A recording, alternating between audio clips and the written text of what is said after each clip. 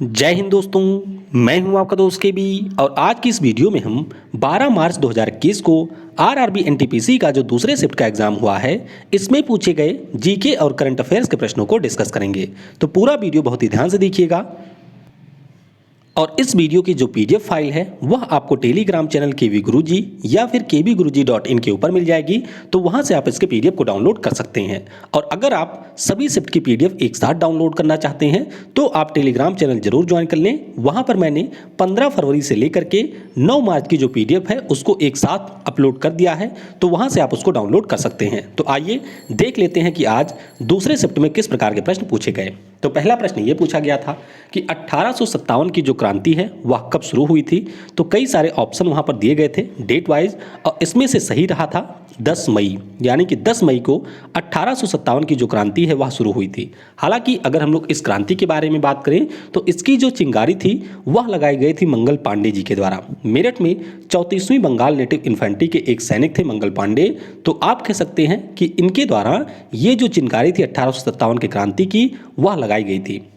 फिर एक प्रश्न पूछा गया कि सार्क का मुख्यालय कहां पर स्थित है। तो कई बार ये रिपीट हो चुका है। सार्क का मुख्यालय आपको मिलेगा नेपाल की राजधानी काठमांडू में। सार्क का फुल फॉर्म भी पूछा जा चुका है, तो याद रखेंगे south Asian association for regional cooperation, ये सार्क का पूरा नाम है।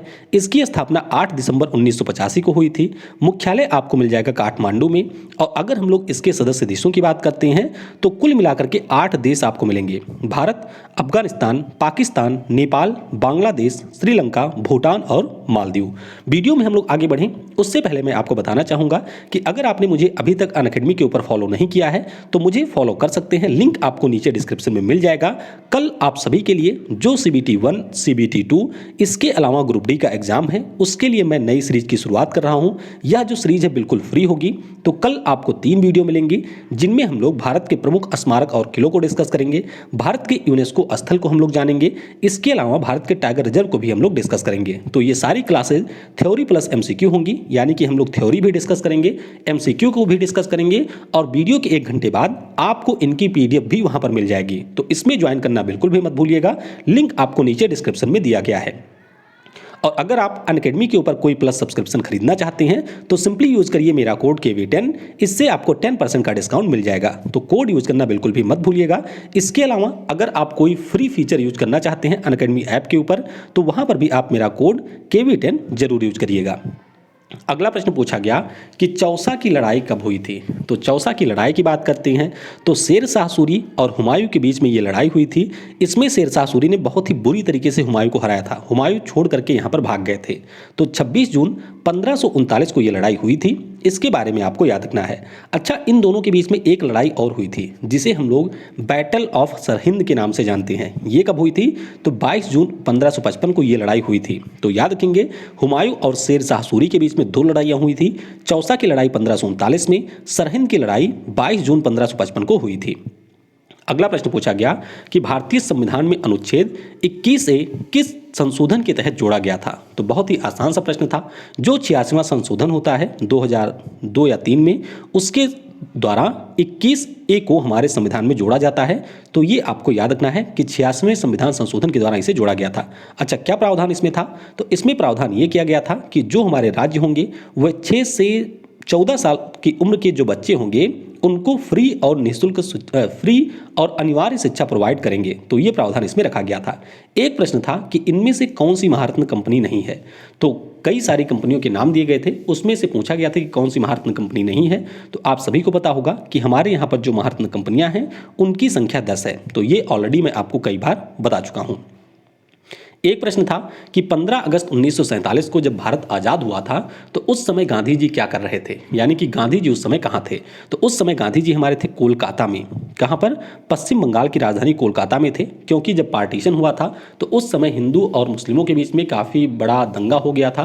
तो बंगाल में भी हमारे मुस्लिम समुदाय के काफ़ी लोग थे। तो इसीलिए शांति प्रक्रिया को बनाए रखने के लिए गांधी जी उस समय थे कोलकाता में। एक प्रश्न पूछा गया कि प्रधानमंत्री सुरक्षा बीमा योजना के अंतर्गत कितने रुपए की राशि दी जाती है। तो यहाँ पर राशि जो दी जाती है वह है 2 लाख रुपए की। कितनी? 2 लाख रुपए की। अब इसके बारे में आपको ध्यान रखना है कि यह एक दुर्घटना बीमा योजना है। 8 मई 2015 को पीएम मोदी के द्वारा कोलकाता से इसे लॉन्च किया गया था। इसमें जो भी व्यक्ति इनरोल करना चाहते हैं उनकी आयु 18 से 70 वर्ष के बीच में होनी चाहिए। 12 रुपए का वार्षिक प्रीमियम यहाँ पर देना होता है। अगर व्यक्ति की मृत्यु हो जाती है या फिर वो परमानेंट डिसेबल हो जाता है तो 2 लाख रुपए मिलेंगे। आंशिक डिसेबिलिटी पर यहाँ पर 1 लाख रुपए दिए जाएंगे। तो इस योजना से प्रश्न पूछा गया था, इसके बारे में भी आपको याद रखना है। अगला प्रश्न पूछा गया था कि बांग्लादेश से भारत के कितने राज्यों की सीमा लगती है। तो अगर हम लोग बात करते हैं भारत के राज्यों की तो कुल 5 राज्य हैं जिनकी सीमा लगती है। तो ये भी आपका रिपीटेड क्वेश्चन है। 5 राज्य कौन कौन से हैं? तो पश्चिम बंगाल, असम, मेघालय, त्रिपुरा और मिजोरम। सबसे बड़ी सीमा किसके साथ में है? तो पश्चिम बंगाल के साथ में सबसे बड़ी सीमा है। इसके अलावा आपको ध्यान रखना है कि जितने भी देश हमारे पड़ोसी हैं उनमें से सबसे बड़ी जो हमारी सीमा है वह भी बांग्लादेश के साथ में है। 4096 किलोमीटर हमारी सीमा है बांग्लादेश के साथ में। एक प्रश्न पूछा गया कि इनमें से कौन सा पार्क असम में स्थित नहीं है। अब असम की बात करते हैं तो पिछले साल तक यहाँ पर 5 पार्क थे। कौन कौन से? मानस आपका हो गया, नामेरी है, ओरांग है, काजीरंगा है, डिब्रू सैखोवा है। तो ये 5 पार्क थे। छठे पार्क का मैप पिछले साल इन्होंने जारी किया जिसका नाम है रायसूमा नेशनल पार्क। बिल्कुल मानस के बगल में है रायसूमा नेशनल पार्क। इसके अलावा ध्यान रखिएगा कि यहाँ की जो राज्य सरकार है उन्होंने कहा है कि हमारे यहाँ पर जो Dihing Patkai wild life sanctuary है उसे भी हम लोग बना देंगे एक नेशनल पार्क। तो अगर ये बन जाता है तो इनकी संख्या हो जाएगी 7। तो इनके बारे में आपको याद रखना है। अगला प्रश्न पूछा गया कि 2021 में अभी जो भारत ऑस्ट्रेलिया के बीच में टेस्ट सीरीज हुई थी इसमें मैन ऑफ द सीरीज कौन रहा था? तो ये जो टेस्ट सीरीज है भारत ने 2-1 से जीत लिया था और इसमें मैन ऑफ द सीरीज कौन थे? PAT Cummins. ऑस्ट्रेलिया के तेज गेंदबाज हैं। इन्होंने सीरीज में कुल 21 विकेट लिए थे और इसीलिए इन्हें मैन ऑफ द सीरीज दिया गया। तो ये आप ध्यान रखेंगे। अच्छा, अभी भारत और इंग्लैंड के बीच में भी टेस्ट सीरीज समाप्त हुआ है। ये सीरीज भी भारत ने 3-1 से जीता है और इसमें मैन ऑफ द सीरीज कौन रहे? तो रविचंद्रन अश्विन इसमें मैन ऑफ द सीरीज रहे हैं। तो इनका नाम भी याद रखिएगा, रविचंद्रन अश्विन, जिन्हें अभी आईसीसी के द्वारा फरवरी माह के लिए प्लेयर ऑफ द मंथ का पुरस्कार भी मिला है। तो ये सारी चीज़ें भी आपको याद रखनी है।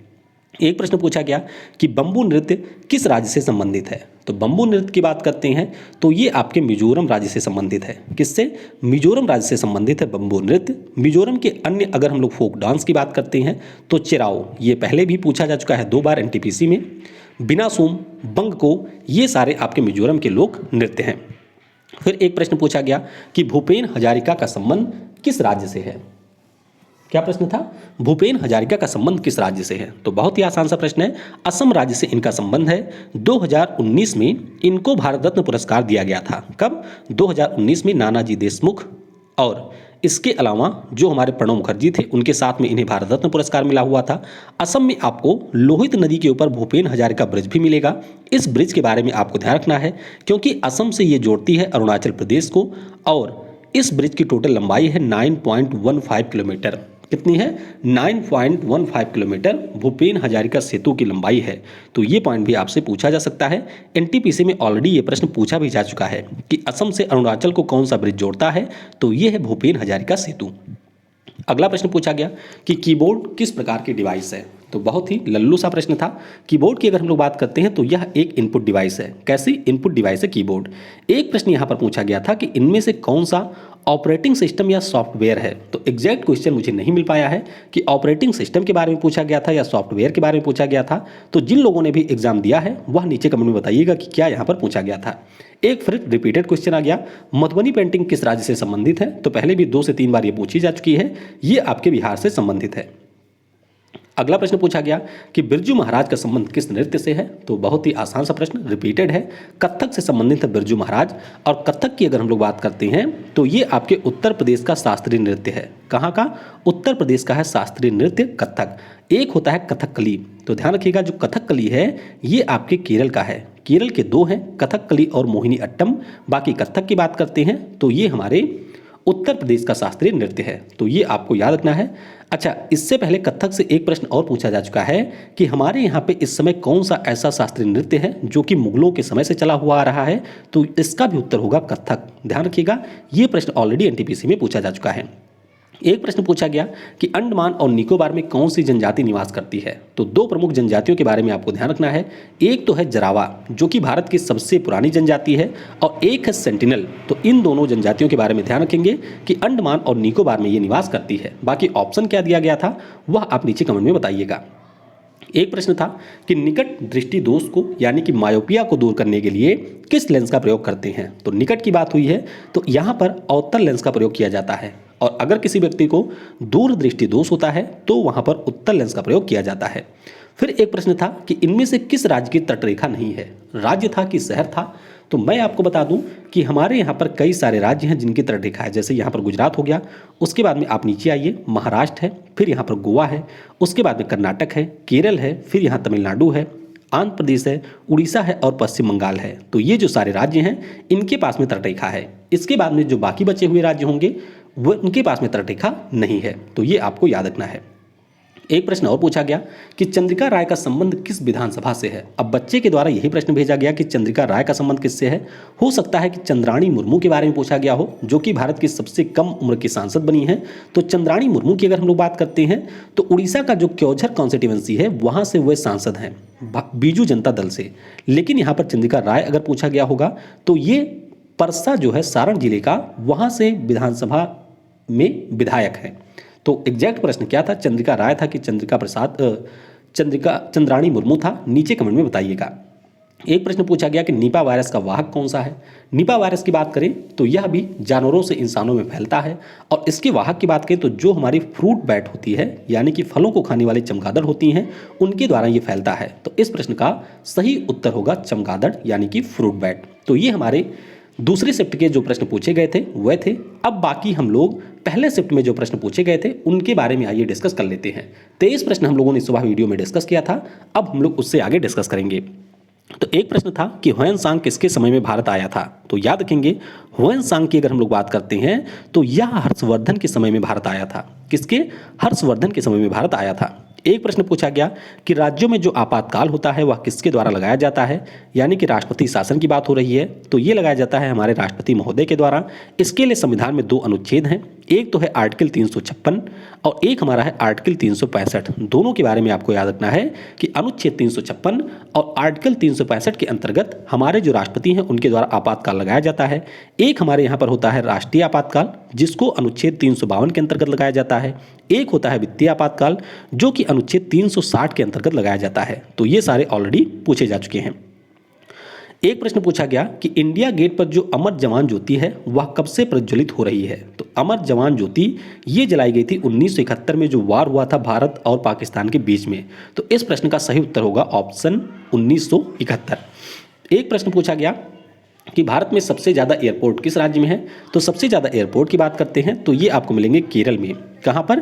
केरल में सबसे ज़्यादा एयरपोर्ट हैं। एक प्रश्न पूछा गया था कि इनमें से कौन सी एक स्टोरेज डिवाइस नहीं है, यानी कि 4 डिवाइस के नाम दिए गए थे और बताना आपको ये था कि कौन सी स्टोरेज डिवाइस नहीं है। तो उसमें एक था एडर। क्या था? एडर एक था। तो ये आपकी स्टोरेज डिवाइस नहीं है। एक प्रश्न पूछा गया था कि 2019 के चुनाव के बाद पीएम मोदी सहित कितने मंत्रियों ने शपथ लिया था। तो कुल मिलाकर के 57 मंत्रियों ने यहाँ पर शपथ लिया था, जिसमें आपके 24 थे कैबिनेट मंत्री, 24 आपके राज्य मंत्री थे और 9 आपके स्वतंत्र प्रभार के थे। तो 57 मंत्रियों ने यहाँ पर शपथ लिया था। तो ये आपको याद रखना है। इससे पहले प्रश्न पूछा जा चुका है कि पीएम मोदी जब 2019 चुनाव के बाद पीएम बने थे तो पहली बार किस देश की यात्रा पर गए थे। तो ये गए थे मालदीव और 2014 में ये गए थे भूटान। दोनों आपको याद रखने हैं। एक प्रश्न और पूछा गया कि दूसरी पीढ़ी के जो कंप्यूटर होते हैं इसमें किसका प्रयोग किया जाता है। तो इसमें प्रयोग किया जाता था ट्रांजिस्टर का। किसका? ट्रांजिस्टर का प्रयोग किया जाता था। एक प्रश्न पूछा गया कि सूर्य की जो बाहरी परत होती है इसको क्या कहा जाता है। तो इसे कहा जाता है फोटोस्फीयर। क्या कहा जाता है? फोटोस्फीयर इसको कहा जाता है। एक प्रश्न पूछा गया कि इनमें से कब जनगण मन को राष्ट्रगान के रूप में स्वीकृत किया गया था। तो याद रखेंगे हमारे यहाँ पर 26 जनवरी 1950 को संविधान लागू हुआ था। उसके ठीक 2 दिन पहले, कब? ठीक 2 दिन पहले जनगण मन को राष्ट्रगान और वंदे मातरम को राष्ट्रीय गीत के रूप में अंगीकृत किया गया था। तो ये दोनों आपको याद रखने हैं। तो इस प्रकार से पहली और दूसरी शिफ्ट के जो भी प्रश्न मिले थे उनको मैंने डिस्कस कर लिया है। बाकी जो प्रश्न आपको याद हैं वह आप नीचे कमेंट में बता सकते हैं, जिससे जब मैं इसकी पीडीएफ आपको प्रोवाइड करूं तो उसमें उनको इंक्लूड कर सकूं। अच्छा, सुबह के शिफ्ट में एक क्वेश्चन जो था खारे पानी के मगरमच्छ वाला, यानी कि सलाइन वाटर का जो हमारा क्रोकोडाइल होता है, उसमें एक ऑप्शन शायद था अंडमान और निकोबार। मैंने आपको उड़ीसा बताया था क्योंकि मुझे ऑप्शन नहीं पता था। सबसे ज़्यादा हमारे यहाँ पर उड़ीसा में मिलते हैं। और अगर हम लोग ऐसे बात करते हैं जो आपके ऑप्शन में दिए गए थे, तो उनमें आपको मिल जाएगा ये अंडमान और निकोबार में। तो वहाँ पर जो द्वीप होते हैं वहाँ पर आपको सलाइन वाटर क्रोकोडाइल मिलते हैं। तो वीडियो को समय देने के लिए आप सभी को बहुत बहुत धन्यवाद। आज रात को अनअकैडमी के ऊपर एक मेरी क्लास होगी जिसमें हम लोग जो आपके पुरस्कार और सम्मान 2020 में दिए गए हैं उनके ऊपर एक लाइव टेस्ट करेंगे। तो अगर आप लाइव टेस्ट देना चाहते हैं और अपनी परफॉर्मेंस को चेक करना चाहते हैं तो उसमें आना बिल्कुल भी मत भूलिएगा। उसकी लिंक भी आपको नीचे डिस्क्रिप्शन में मिल जाएगी। Thanks for watching. जय हिंद, जय भारत, और सबसे ज़रूरी, पढ़ेगा भारत तो बढ़ेगा भारत।